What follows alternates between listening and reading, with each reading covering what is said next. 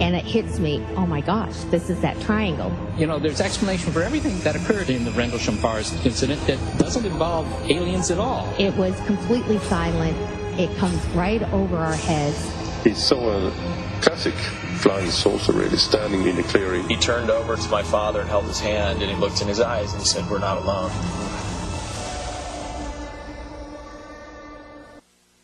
Hello and welcome to the show. I'm Martin Willis, your host. I have some good news and I have some bad news. Well, I have some bad news, but it's actually some great news. And the bad news is this is not going to be a live show tonight. However, the great news is I have Charlie Foltz and Jim Weiner from the Allagash Incident in Maine, a very important case. And I believe this is a very important interview I did with them last year. I did this at a conference, and there was a lot of background noise, so I always wanted to re-record with them. But now that the show is live, they're not going to be able to do that. So I edited the version of recording with them. I do apologize for the background noise, but for the most part, it's a great interview, and you're really going to enjoy it. So there's no astronomy bit this week. This is just going to go right into the interview with Charlie Foltz and Jim Weiner.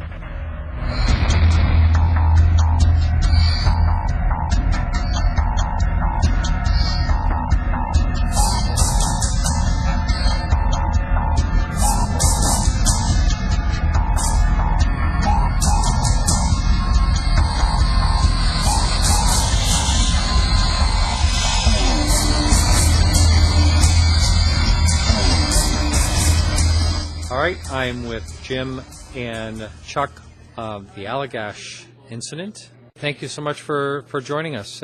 I've been waiting to talk to you guys. Well, thanks for having us, Martin. It's really a pleasure to be here. Yeah. Yes, thank you. So we're here in Maine, and this happened north of here. What is it, 3-4 hours north of here? It's pretty far. It's North Maine, above Baxter State Park, north of Mount Katahdin. Yeah. And goes right up to the Canadian border. Right. So you're I don't know how far away we are from here, but when we left Boston, it was like a full 10 hours drive. It was from over Boston. a 9-hour drive from Boston. Yeah. So. You can't get there from here, as they say in Maine, right? Well, you can, but it's not easy. Yeah. It's easier to fly. Yeah. Yeah. So the thing that I think is the most intriguing about your story is that you really kind of forgot about it for like 10 years or so or something like that. Can first of all, for the person who's never heard about the Allagash Incident, does one of you want to explain exactly what happened? Well, what happened was Charlie and I and my twin brother Jack and another friend of ours from Mass College of Art went up to first we spent a weekend on Mount Katahdin climbing around, and then we flew into the Allagash waterway system on a bush plane. And we wanted to spend a couple of weeks canoeing and camping up on the Allagash. It's a dual lake and river system. I think it's about 60 miles of lakes and then another 60 miles of river. Now, do you have to port, what do they call it when you... Portage. Do you have to? Yes. Yeah. Carry the canoes for a while. There are some. Yeah. Longest portage was a quarter of a mile. That was from Chamberlain into Eagle Lake. Right. There were a couple other shorter and there's around the waterfalls. There's a waterfall you have to portage around, and then there's another stretch of rapids called Chase Rapids, which is about 2.5 miles in length, which you don't have to. They're class 4. And people run them all the time. Charlie and the other guy that was with us ran them. But if you want, you can portage around those too. So those really only those 3 areas. But the bottom line is a very remote area. Oh, extremely. It's very remote. And it's you like see going moose back and in bear time, Martin. Oh yeah, we were going down the Allagash River section, and we were about 15, 20 foot from a bull moose, and it was just around the start of rutting season, so we drifted by quietly without making any noise. Yeah. You see a lot of blue heron up there. We did. Yeah. Eagles, Loons, a lot of loons. a lot of loons. Yeah. So It's really beautiful, too. It's very. Oh, yeah. It's like going back a million years in time. It's That's right, amazing. yeah.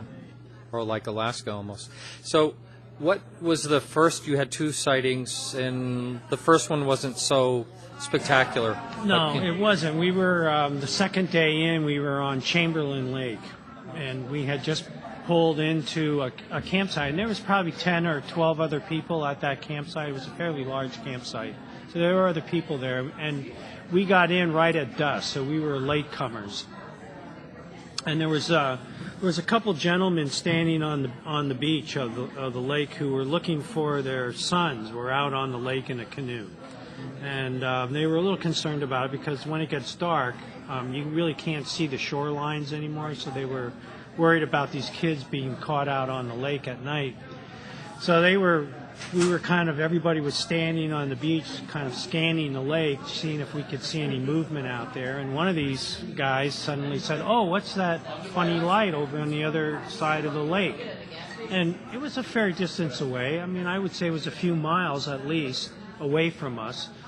And you could see this light moving over the treetops from, I think it was going from right to left, from our right to our left. From south to north. Would be going from south to the north.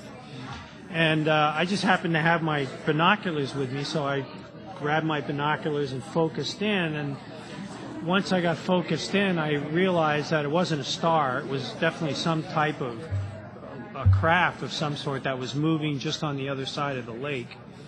And the other thing I noticed was that it had this really odd quality to the light. I couldn't really put my finger on it, but it was almost like a velvety, yellowish quality to it. And I remember thinking, well, that's odd. And then while I was looking at it, I had been observing it for about 30 seconds. And then all of a sudden the light just blinked out.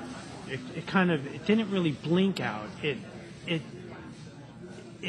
went from the outside in like a. Did you see that at the same time, Chuck?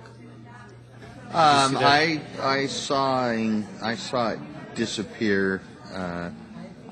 I saw it slightly differently, but maybe that's just. Well, I mean, he didn't have the binoculars. Yeah, I got but really I've good heard look that at this. when you're talking about this, I've heard other people talk about the very same situation where all of a sudden it just goes right down to a point and disappears. Yep.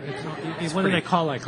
Like an iris, Right. That Yeah. Closes in on itself. That's and I thought, wow, that Winking out. that was really odd. But that's all I thought. I mean, a second later we were back to setting up camp. It was So you didn't really think too much about it. didn't Well- really spend that much time on it. No, because we spotted the 2 missing members of the other party. Yep. And so then it was, okay, job for the day's done, turn in.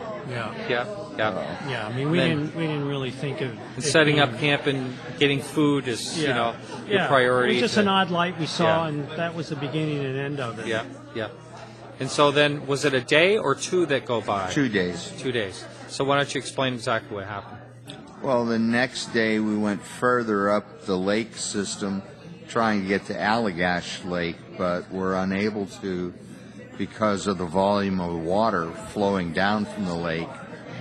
And so we camped alongside the shoreline north of Chamberlain Lake where the river flows in, and early the next morning went downstream to the portage area and portaged over onto Eagle Lake, which is where we ended up going to Smith Brook campsite, and we sat up camp there for the evening, and after we had our camp set up and our bags laid out, we stoked a fire up to last for a few hours to act as a beacon reference point for us to find our campsite, and we went out on the lake to fish.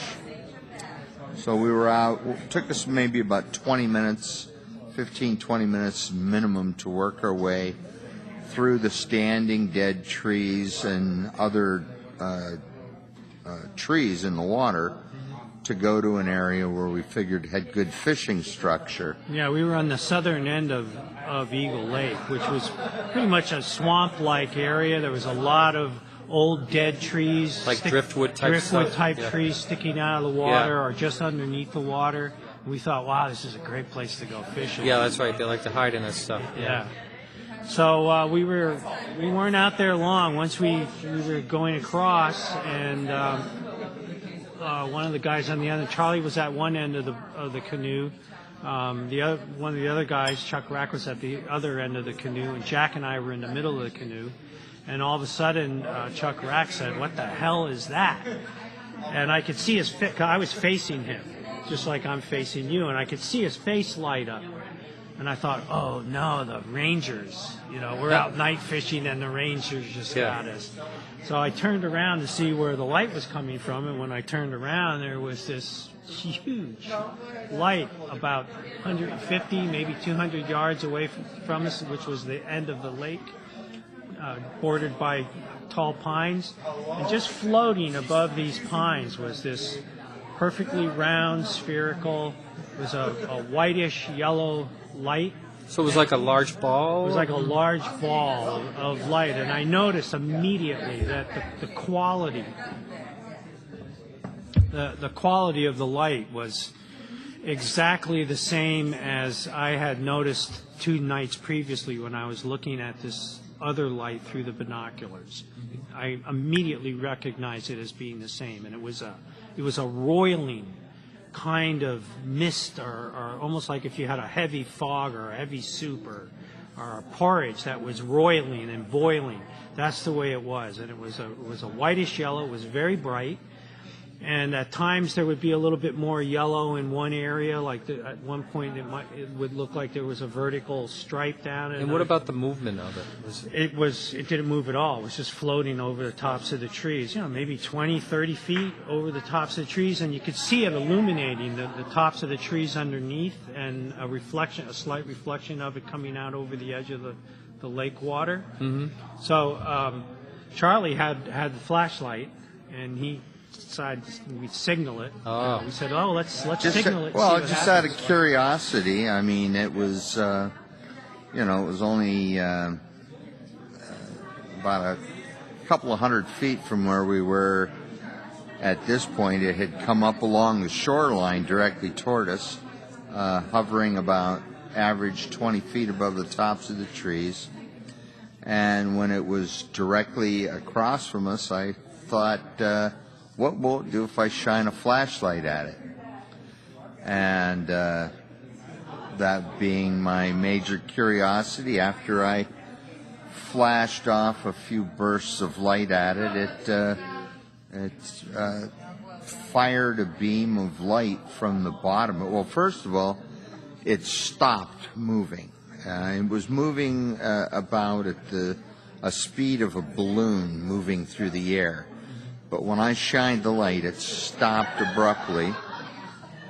This shaft of light came right out from the bottom of this sphere, hit the water surface, and then that sphere of light followed this beam. As the beam was approaching us, we realized that the sphere was coming along too. Well, my curiosity at that point was satisfied, and so I replaced the flashlight with a canoe paddle, and assisted by the rest of the guys in the canoe, we started moving toward our fires briskly as we could. As fast as we could. If we could have run, we would have. Yeah, we were in the water. We would have. Well, one of the things we should mention, Martin, is when we first saw this thing. I mean, it was both terrifying and beautiful at the same time. Wow. I mean, it was just this beautiful light that was just, it was like it was alive. And we were sitting there trying to think of what this thing was, because it made no noise at all. It was perfectly silent, absolutely, totally silent. Wow. And it was a still night. The water on the lake that night was like a sheet of glass. So there was no noise. And up there's no crickets or frogs. You hear an occasional loon, but other than that, it's totally silent. Right. I remember going up in that area not quite so far as a young boy, and my ears ringing because it was so quiet. Yeah, I mean, it's really quiet. Yeah. So, and this thing made no noise whatsoever. So, you know, we sat there for a few minutes. It was, 5 or 10 minutes, I guess, trying to figure out what this thing was. First, we thought, well, okay, it's not a helicopter or an airplane, or we'd hear it. Yeah. It doesn't. I've seen pictures of weather balloons lots of times, and this thing didn't look anything like a weather balloon. Well, it was nighttime and it was illuminated. Yeah, Especially it was, the beam shooting and the beam beams down. don't shoot out of weather No. balloons. So when this thing shot that beam out, it was very scary. But I mean, I think we were very logical about thinking that whatever this thing is, it's our advantage to be dealing with it on solid ground rather than floating in the middle of a swamp. Sure. Because we were seriously worried that if we tipped over or fell out of the canoe, we'd get snagged. Someone was going to drown. Somebody was going to drown. Sure. So we said, look, we're out of it. But I'll tell you, when we were paddling back to our campfire, we were paddling as fast as we possibly could. Now, how many people were in the canoe? Was there 4 total? Just the 4 of us, yeah. Yeah. So anyway, when we were paddling away from this thing as fast as we could, I remember Jack and I both kind of looked back because Charlie was paddling as fast as he could. Jack and I were using our hands. Really? Chuck Oh, Foltz yeah. was in the back, steering us to our campsite. We could see the fire. And then Jack and I both kind of looked back to see where this thing was because, it was coming towards us when we left. And I remember looking back, thinking it was still way back there. And then when I looked back, it was right behind us. And I remember thinking, there's no way that we're going to outrun this thing. And then seemed like the next instant, our Next moment, our canoe just hit the beach, and we went up onto the beach. And when we got out, we turned around and looked at this thing, and it was just right off the beach. I mean, I remember thinking that if I had a stone, I could bounce a stone off if I threw a stone hard enough. Mm-hmm. And there was a beam of light coming out of the bottom of it that was just shining straight down on the water. And Did it affect the water at all that you remember? No. No. The water was as calm and as reflective as a sheet of glass. Yeah. There was no moon in the night sky. All of the stars were reflected in the water. Yeah. So now that we're on shore, I pick up the flashlight again and I signal it. But at the time I signaled it once we were on the shore, it began to move directly away from us. I, for some reason, felt it was about to go at a quick rate of speed, so I took the flashlight and shined it at my wristwatch, trying to find the sweep hand. And while that just took a moment or two, I looked back up, reacquired the sphere, and it just sort of like skipped out. Jim and everybody observed it, sort of like here, there, like going up steps, so to speak. Yeah, I remembered when we were staying there watching it, it winked out the same way it did the 2 nights prior from the outside edge in. Yep. And then a second later, the light came on again. And I think At at a one higher time the elevation beam and had further gone away. up. The Like a beam, headlight. You could see a beam going up ahead of it. And then this thing would wink out, and then a second later it would come on again, only it would be much further away and higher. And then it would wink out again, and then a second later it would come on again, and then it would be much further Strange, away huh? and higher. So Very it had sporadic. this visual. At one point it just sort of Eventually. just went straight out as a pinpoint, as a ball of light, and then it disappeared as a pinpoint of light in the night sky. That's when I took and swung the flashlight back on the wristwatch, and this whole movement only took 8 to 10 seconds from the time it began to move away until it was indistinguishable in the night sky. Yeah, and it still made No noise. None at all. And this thing was clearly going much faster than the speed of sound. There's no sonic signature. that's always bizarre, isn't it? So now you notice the fire has changed. Well, not at first. I mean, we just sort of all walked back up to the campsite and just dropped, just sheer exhaustion. We figured from our exertion paddling away. And it was at that point that I walked over to the campfire because I had been focused on the flames as I was paddling to our campsite. Sure. And it just seemed like a moment later we were on the shore, and now the fire is burned out. And if you've ever built any fire, you know it burns until it extinguishes itself, or you put it out.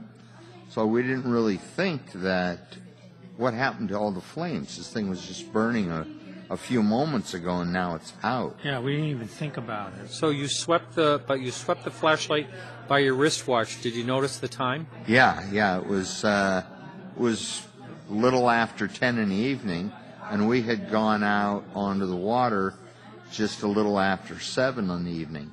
But we didn't think anything about 3 hours have just passed, because as far as we were concerned, or we knew, we had only gone out under the water, began fishing, saw this thing, had a brief encounter, and made it back to shore as quickly as we could, and then it disappeared.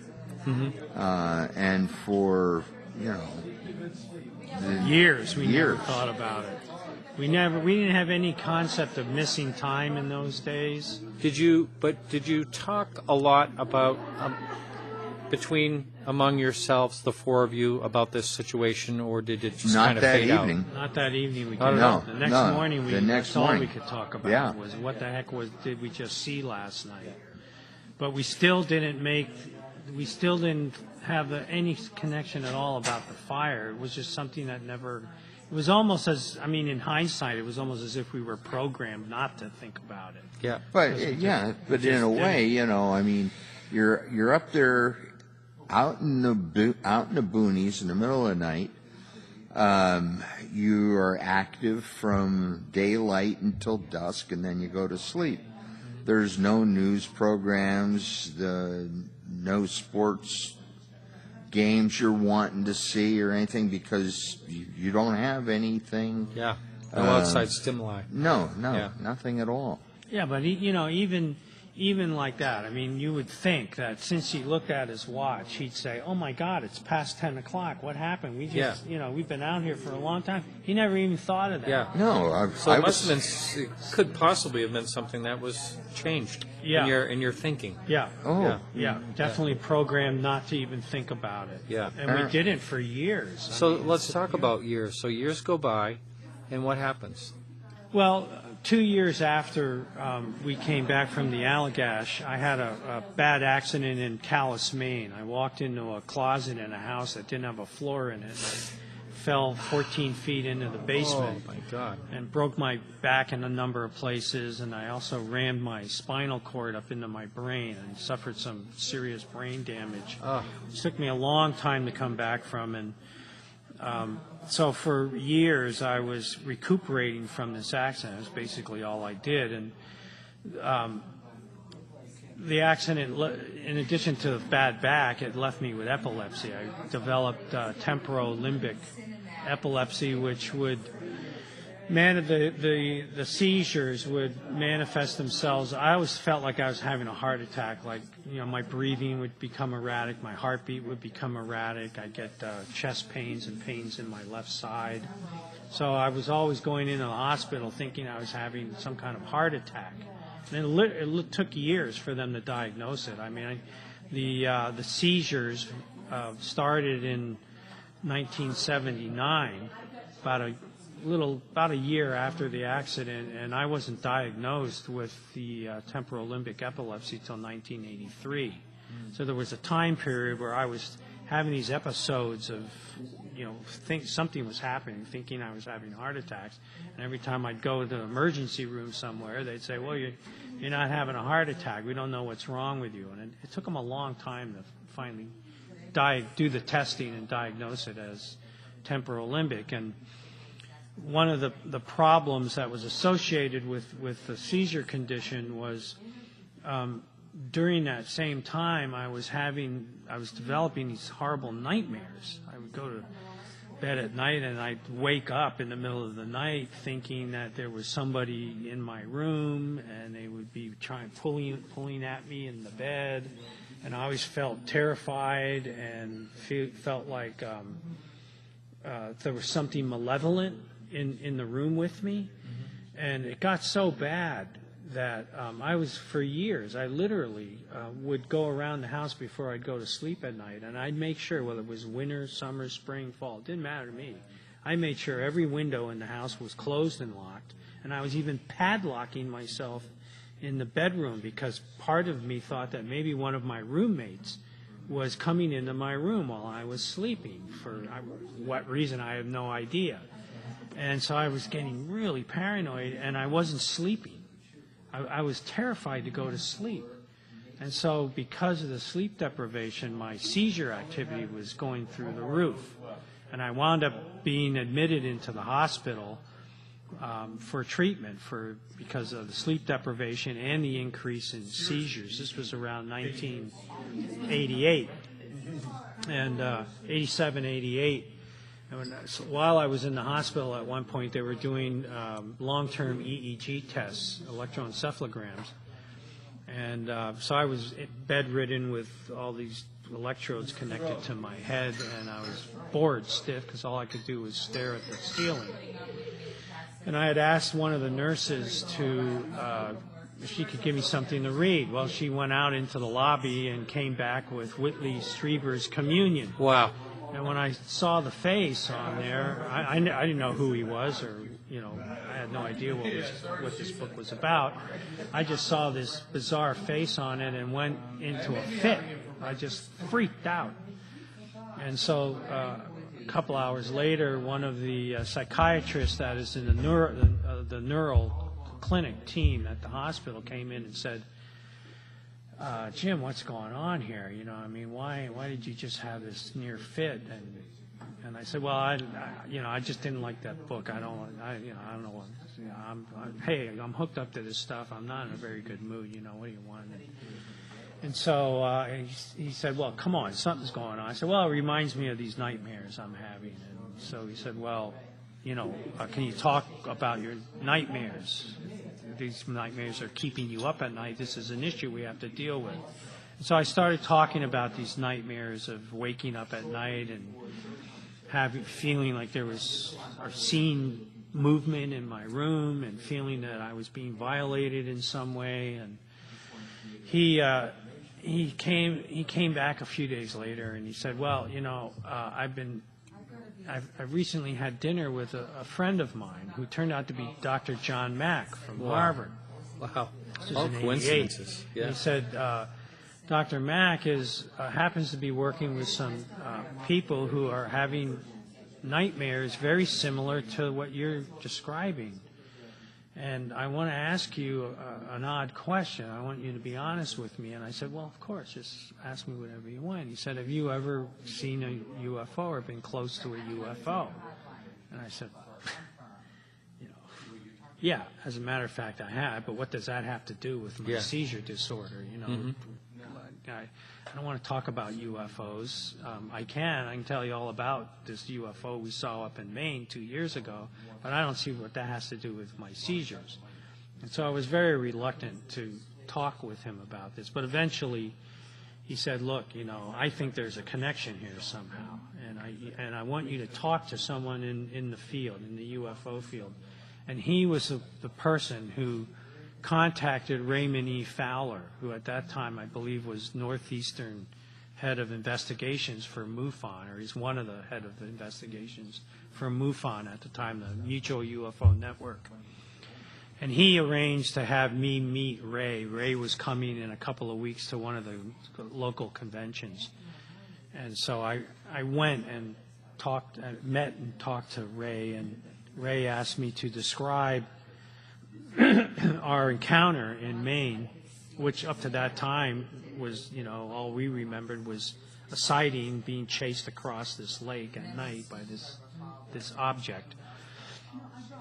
And during the course of the conversation, I had mentioned that Charlie was with me and this other guy and my twin brother Jack. And when I said twin brother Jack, he said, "Wait a minute, did you just say twin?" And I said, "Yeah, I have an identical twin." So then that seemed to pique his interest a little bit more. And at that time, he had a table set up where he was selling some of his previous books. So he shut down the table and said, "Okay, I want you to go through this whole thing from beginning to end, this sighting you had in Maine."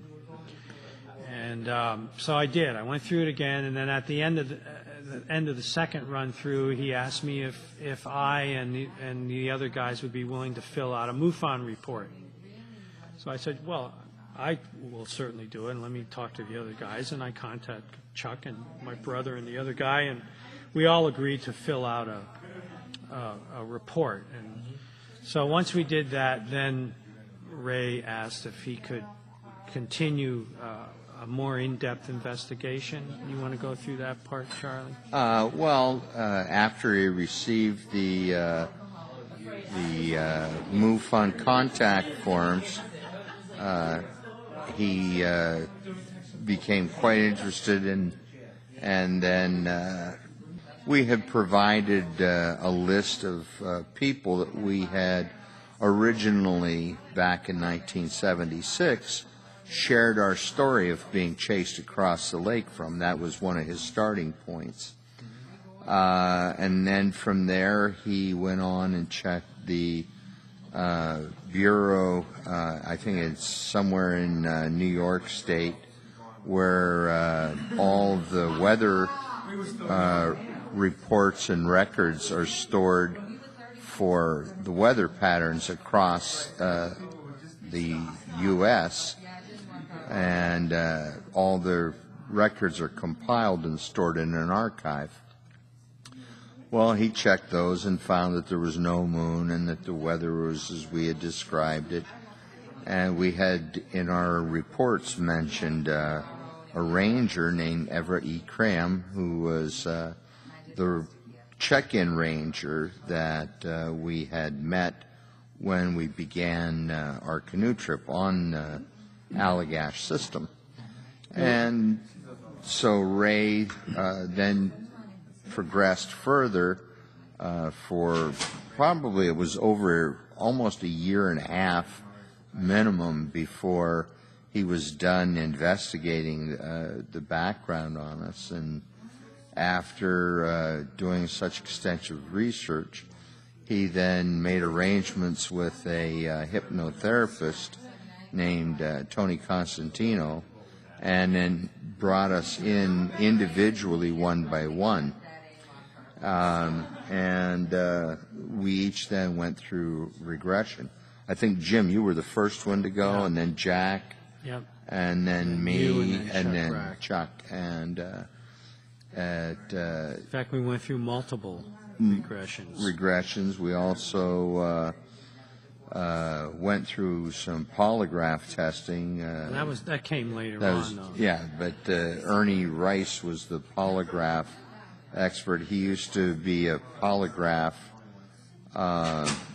technician for the Secret Service, and he was currently doing a lot of work with the Massachusetts State Police Department in the state of Massachusetts. Yeah, he was definitely qualified. One of the things I should mention, Martin, is the day after we had this chase event on the Allagash, we actually reported it to one of the rangers that was up on the lake system. They had a huge ranger station up on the lakes.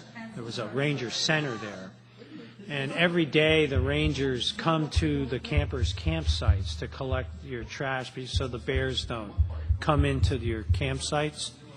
And so the morning after we had this encounter, one of the rangers came to collect our trash. In fact, we waved them over, and we actually made a formal report to the ranger. And Ray was able to get that report. Oh, that's nice. When he started doing his investigations.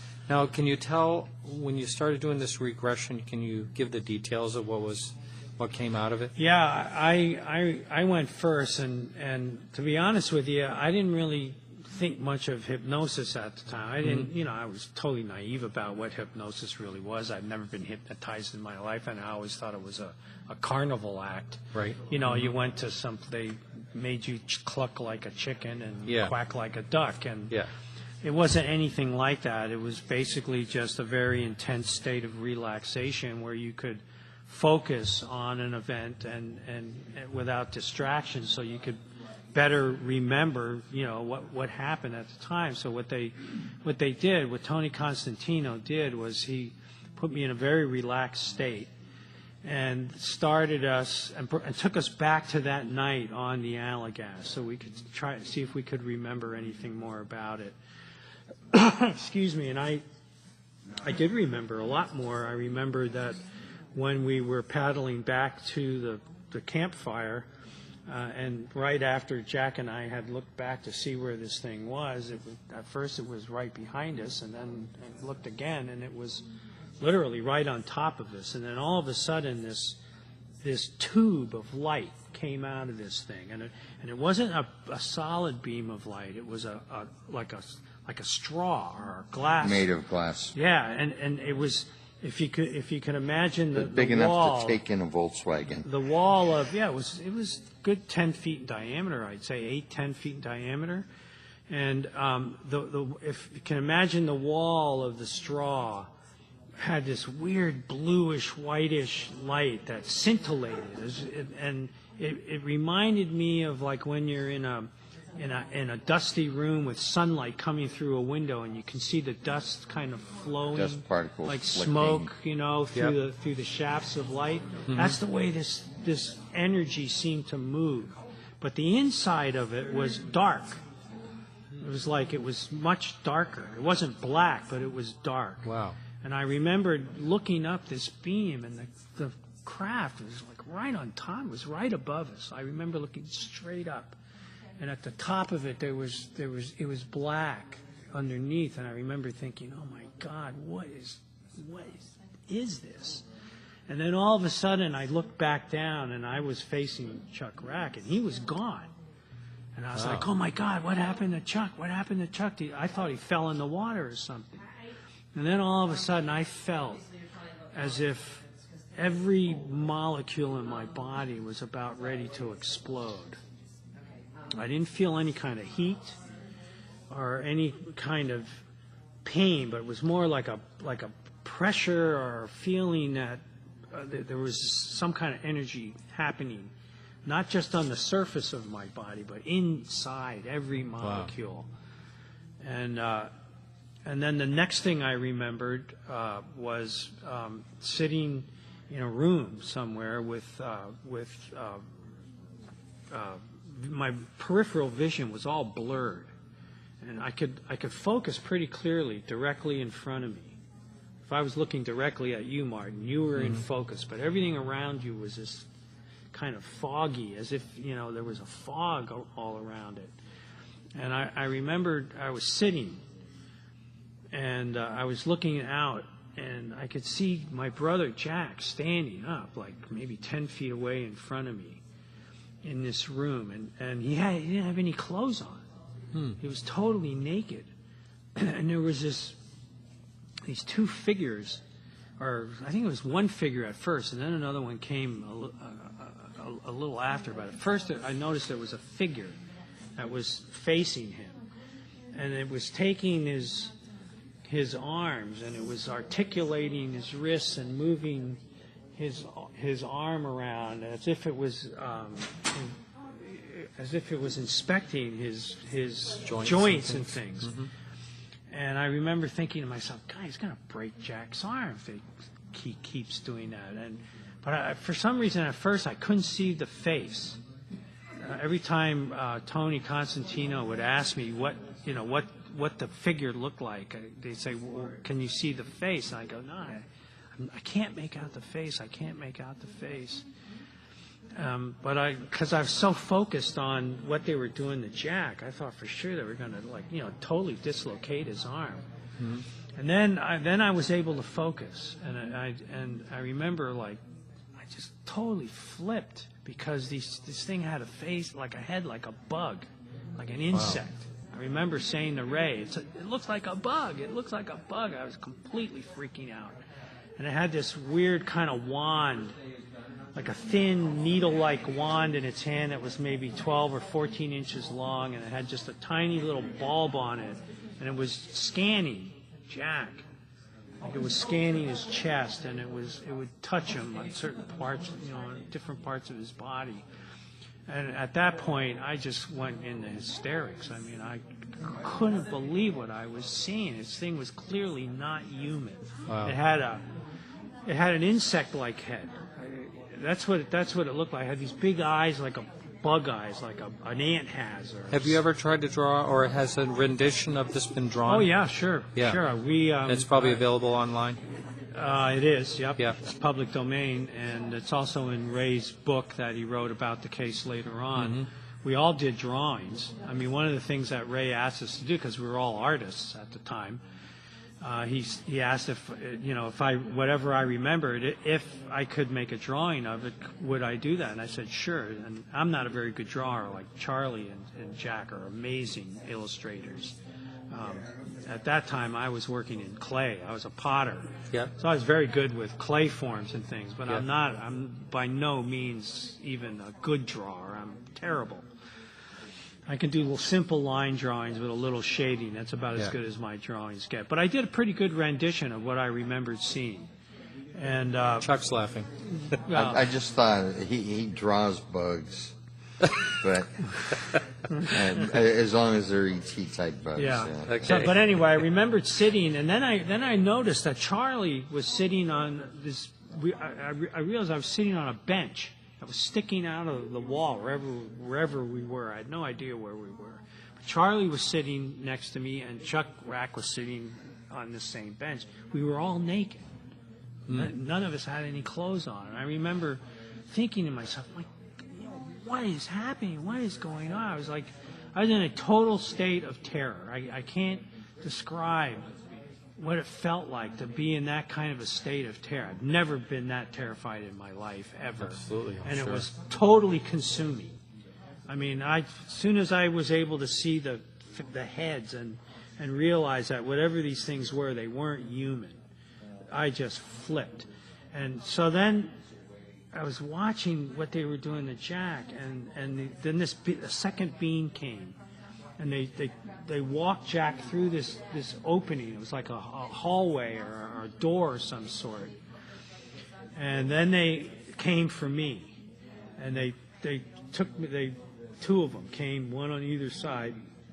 And they took me by my arms. They lifted me up. And they started walking me towards this same area where they had walked Jack, and he disappeared somewhere. And I didn't want to go. I was like terrified. And so I balked. I actually tried to resist. And one of them took one of these wands and they stuck it up into my rib cage. And it was really painful.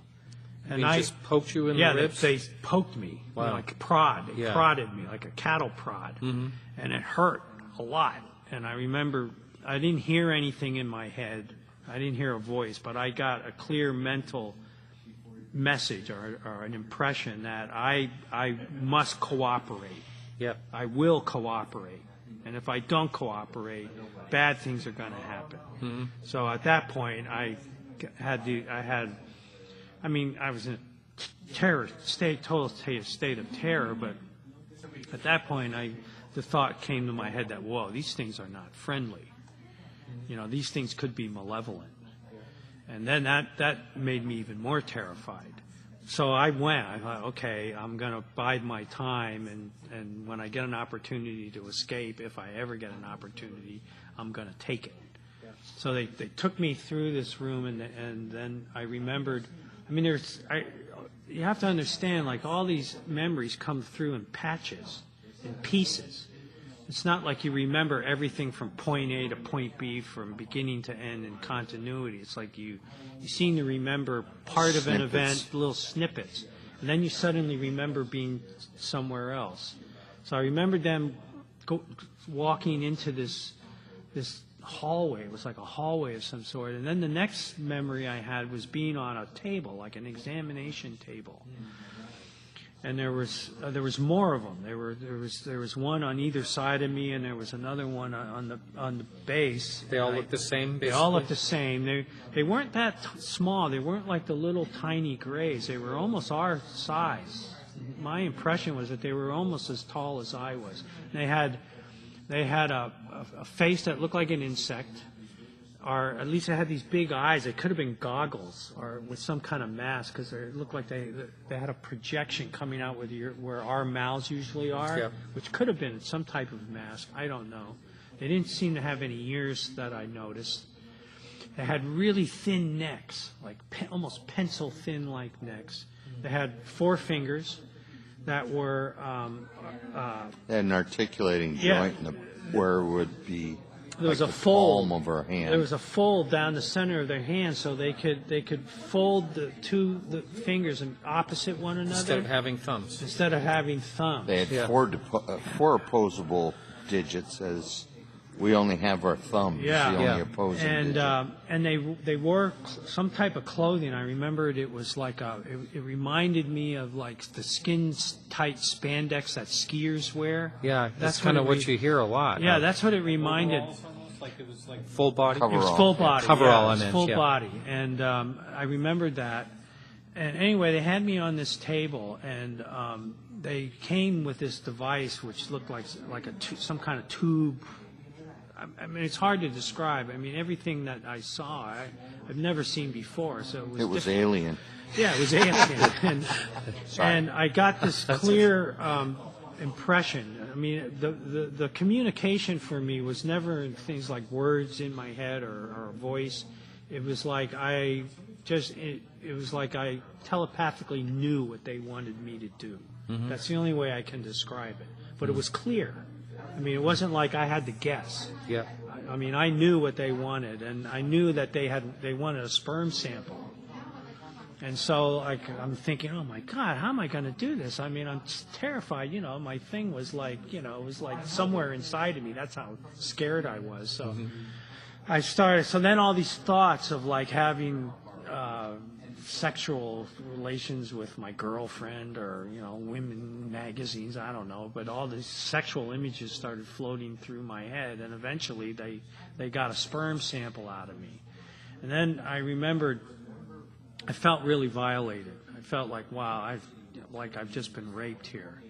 And I was really angry, and I was really scared, and I thought, I could break one of their necks.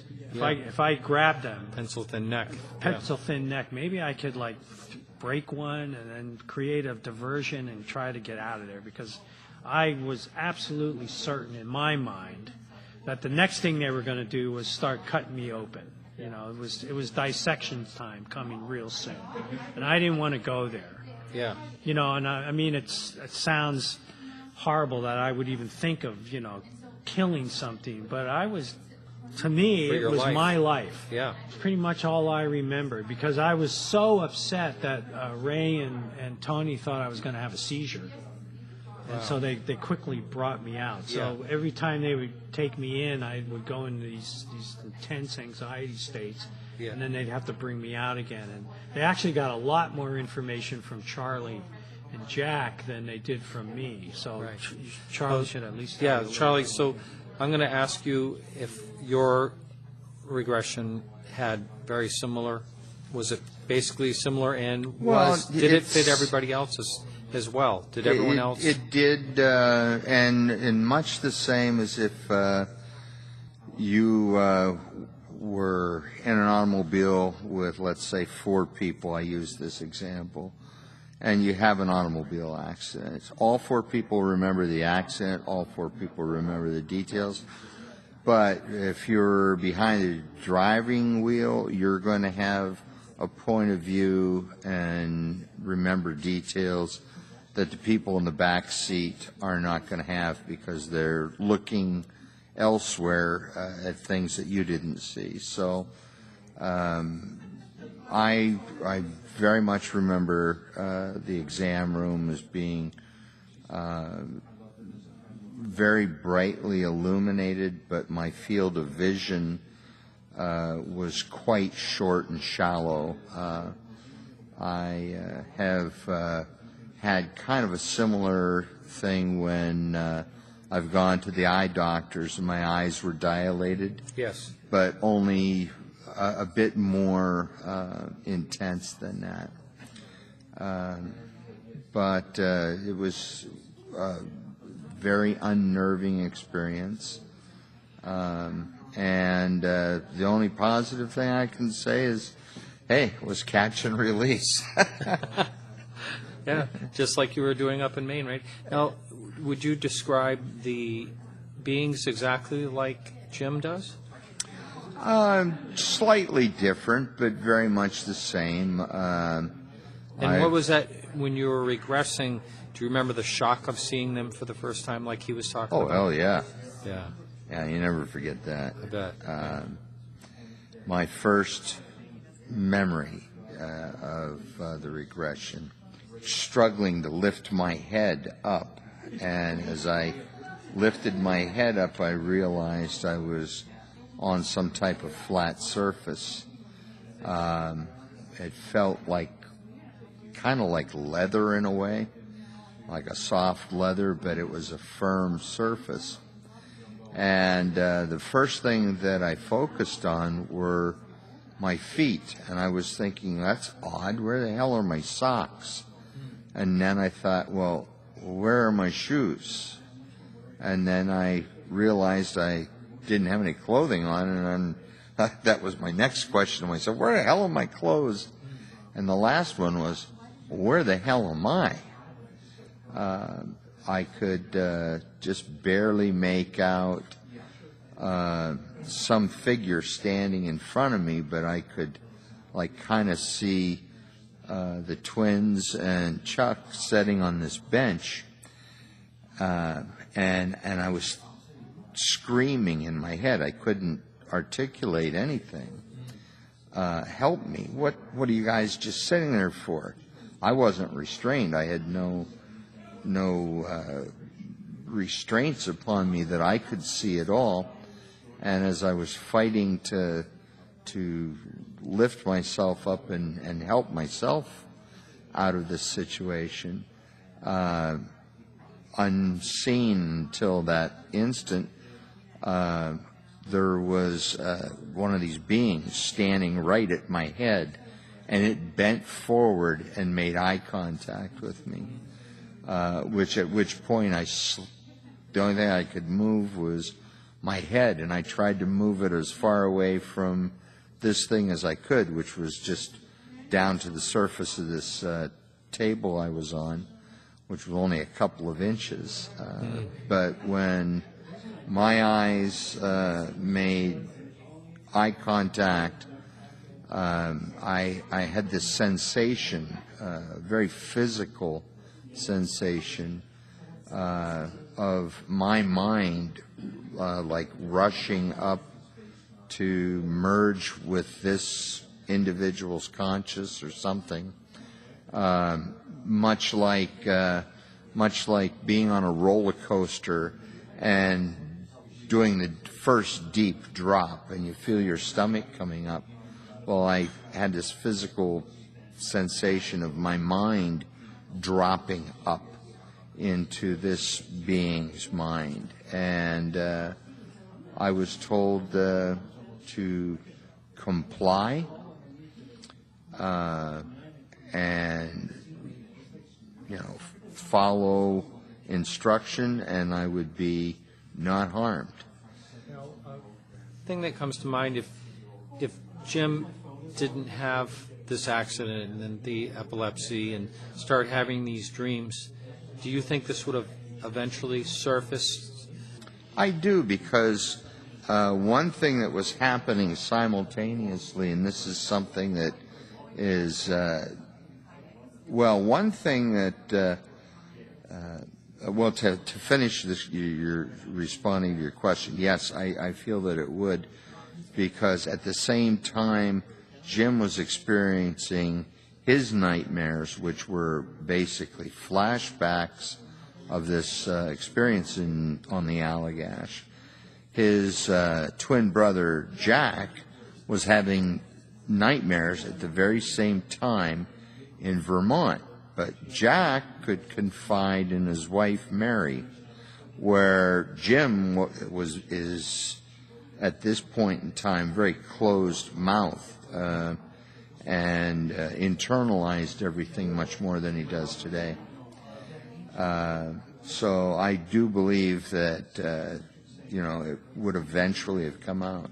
One unique thing that used to happen with the three of us in particular, it was kind of uncannily freakish, where I would walk to my phone because I was thinking about calling either Jack or Jim, and I would pick up the phone and I would go to dial and somebody would be on the phone and it would be one of them. And the same thing would happen. They would think of calling me and they picked up the phone and I was already on the line. And that happened for years and years. Wow. And you hear about things like this. People getting a little telepathy out of situations. I mean, that's one thing you do hear quite often. Prescience is another one. People seem to be able to predict future events. Yeah. But there's definitely some kind of psychic change in the individuals. I mean, other things that happened to us was our artwork changed drastically after the Allagash event. Jack and mine's and Charlie's completely changed from what we were doing before. But in Jack and mine's case, we also developed these intense, obsessive, compulsive behaviors where in Jack's case he became obsessive about mathematics, different kinds of mathematics, particularly geometries. Wow. And I became compulsive about ancient temples being a form of macrochip technology somehow. And I truly believe that. Wow. And I just knew that somehow that there was a connection. One of the things about Jack, with his consuming interest in mathematics and the way his artwork had changed, his occupation went and changed. He ended up going into the space industry, believe it or not. Amazing. Well, we're out of time. Thank you both so much. And thank you, Martin. We could definitely keep talking about this because it seems like there's a lot more to talk about. But anyway, it's been a real pleasure meeting you both. Well, thank you for having us. Thank you, Martin. You bet. It's been a pleasure.